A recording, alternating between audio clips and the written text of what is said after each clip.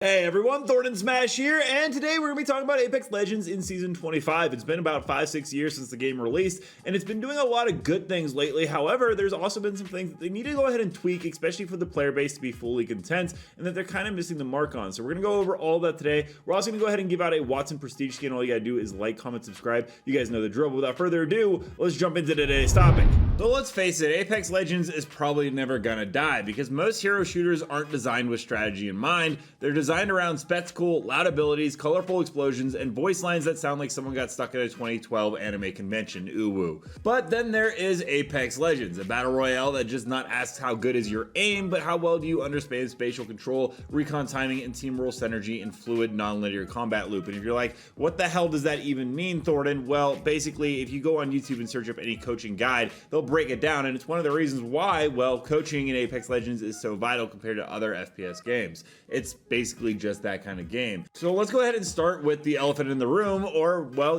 actually more of a triangle. There is usually 3 classes in these kinds of games: tank, DPS, and support. 3 roles, 1 philosophy: simple, readable, and utterly everywhere in hero shooters. Overwatch, in fact, built its entire identity around it. Valorant at times riffs on it, and even newer contenders like Marvel Rivals, which was for a time being actually a direct competitor with Apex Legends, it's kind of, petered off a little bit, but it pretty much echoed the same formula. Why? Because it's safe, it's clean, and it works. The difference between what makes Apex Legends, actually better than those games is it's also very, very shallow. In these systems, a tank is a wall with a gun, a DPS is a gun with legs, and support is either a healing dispenser or a glorified Uber driver. You all have that one friend, you know it. Variations do exist, and the categories are reductive. They don't shape how a player approaches a fight, just what tools they bring into it. You could, for instance, swap Soldier 76 for Cassidy in Overwatch and barely change your team's tactical approach. Likewise, swapping Duelist in Valorant is often more about raw mechanical comfort than adapting your role in a team structure. The point,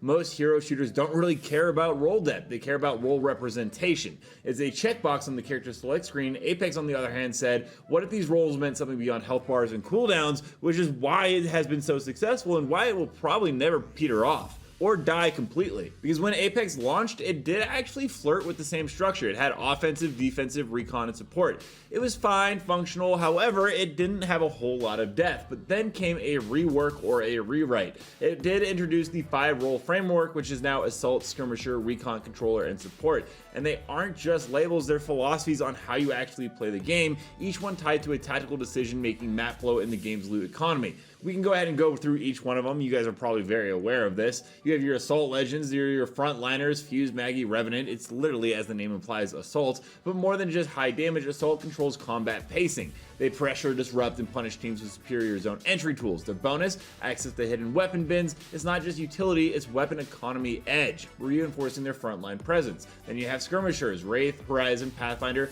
and they aren't just like fast DPS attack units. They're mobility tacticians, which is literally Apex Legends bread and butter. Mobility has been the name of the game. It's why Ash is, at the top of the pick list. Their entire function is to manipulate vertical and angles, creating pressure from unexpected vectors. High ground, rotations, flanks. They redefine the combat space, and it's something that a lot of other games just simply don't have. Then you have the Recon Legends, Bloodhounds here in Crypto, and they can scan, but that's underselling it. Recon defines information supremacy. If you're an IGL or watch ALGS, you know exactly how useful these legends can be and why his Wattson was so powerful with Seer. In Apex, where fights erupt unpredictably and third-partying is an Olympic sport, knowing enemy positions isn't just helpful, it's decisive. Recon doesn't just tell you where your enemies are, it tells you whether to fight at all, if you need to back off or reposition. Then there's Controller class, and well, okay, we're gonna be honest here, they had not received love in a very long time, but back in its heyday, they were masters of denial. They reshape zones, dictate space, and create safe havens. Wattson at one point was an incredibly overpowered character, along with Catalyst when the ALGS was going on back before she received a bunch of nerfs. The value of a controller isn't measurable by KD, it's measured by how long your team stays alive without having to move, and it's, pretty fun to see outside of the traditional DPS, tank, and healer class. Then, of course, you got support, which is actually basically like, healer, But unlike most healer roles in other games, Apex support isn't about topping off HP bars, it's about sustain and recovery, accessing ally banners, crafting them, and looting high value gear. Their value scales with team survivability and long-term economy, not just healing stats. That being said, when 3 strikes came in, man, Lifeline and Newcastle were a pain in the butt. So why does all of this actually matter? Because every role creates different win conditions. Apex doesn't ask, can you shoot? It asks, can you read rotations? Can you control space? Can you pressure without overextending? And can you extract value from a role without being a top fragger? And that is where Apex completely diverges from its peers. In Overwatch, supports are necessary. In Apex, supports are strategic anchors. In Valorant, controllers drop smokes. In Apex, controllers redraw the battlefield and where you can go. Here, roles affect engagement logic. A skirmisher-led team initiates differently than an assault-led one. A controller team prioritizes zone earlier. A recon squad slows down to gather intel before rotating. The result?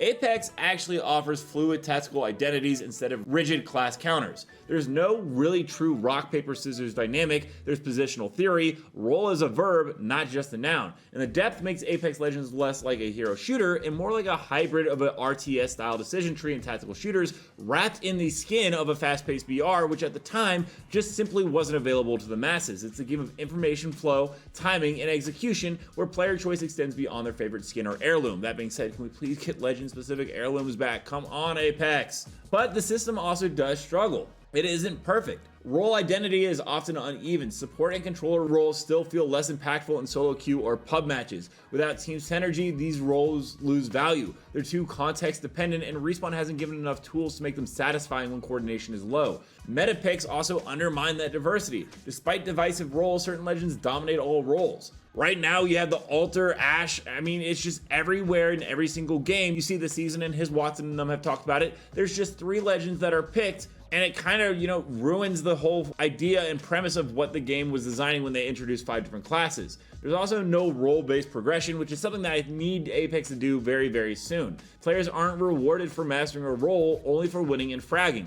Why not introduce role-based challenges or skill trees tied to roles? Give players a reason to specialize, not just switch mains every buff cycle, which is what we currently see and which I just talked about. Also, the current rank system doesn't reward tactical impact. Right now, I see a bunch of pro coaches and players all saying ranks would be better in high tier lobbies if they actually remove the dropship and put you on a random spot, because everyone just lands hot, kills each other in the first 30 seconds, and then it's a ghost town for the rest of ranked. They desperately need to actually go ahead and listen to some of the feedback on that, because again, rank just isn't very good right now. So where does Apex go from here? If Respawn wants to keep the edge of being a top tier premier battle royale and avoid just becoming another ability shooter, it needs to evolve its role system from good design to core identity. You need to expand role interplay mechanics, such as if certain roles had complementary abilities. Recon and Skirmisher equals faster scan to ambush synergy, controller and support enhanced healing in secured zones. That would actually be really cool, and why it's not in the game, I don't know. Introduce role missions and progression paths. Let players choose a role path. Master Recon, unlock perks.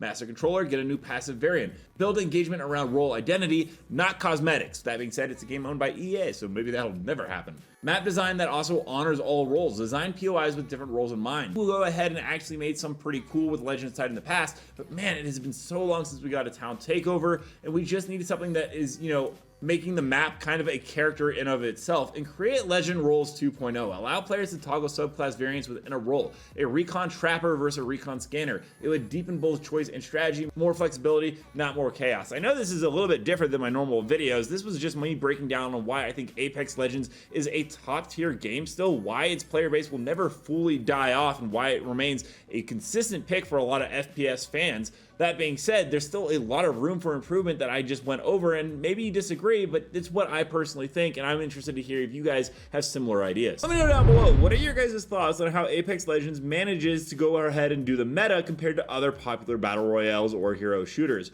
Also, don't forget to check out this video right here where I cover more news and information on Apex Legends on the daily, and until next time everyone, keep slaying in the Outlands. I'll see you out there.